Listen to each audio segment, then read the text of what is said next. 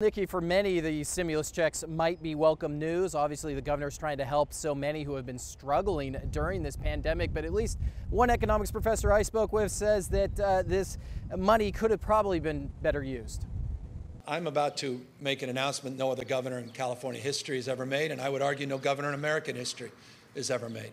Today, Governor Newsom announced California has a $75.7 billion budget surplus. A shock since many, including the governor's own administration, have predicted a $54.3 billion shortfall just last year because of the COVID-19 pandemic. The state will also see an additional $26 billion from the federal government for economic relief.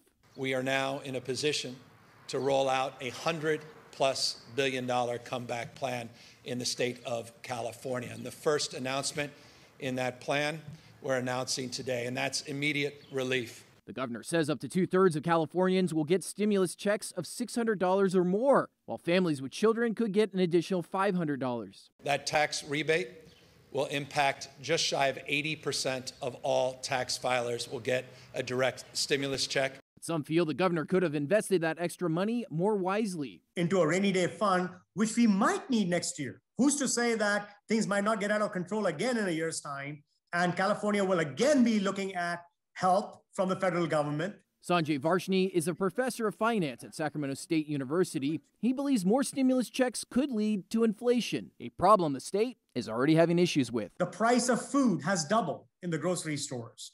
The price of lumber has tripled. Professor Varshney adds he believes these stimulus checks are a year too late to save many small businesses which have now closed. With the state's economy expected to be fully back up and running by June 15th, Varshney believes the stimulus money may not help the economy the way the governor intends. They're going to get these checks. They don't really need these checks. So they're going to save that money somewhere, or they're going to write down debt someplace. So it's not going to show up in the economy the way people think it's going to show up in the economy. And the governor's plan also calls for about $5 billion to go towards rent assistance for folks and about $2 billion for utility assistance for people who were struggling during the pandemic. Of course, all of this has to be approved by the legislature, but there were both assembly members and senators at the governor's event today that said they will support it. Reporting live at the state capitol tonight, Doug Johnson, Fox 40 News.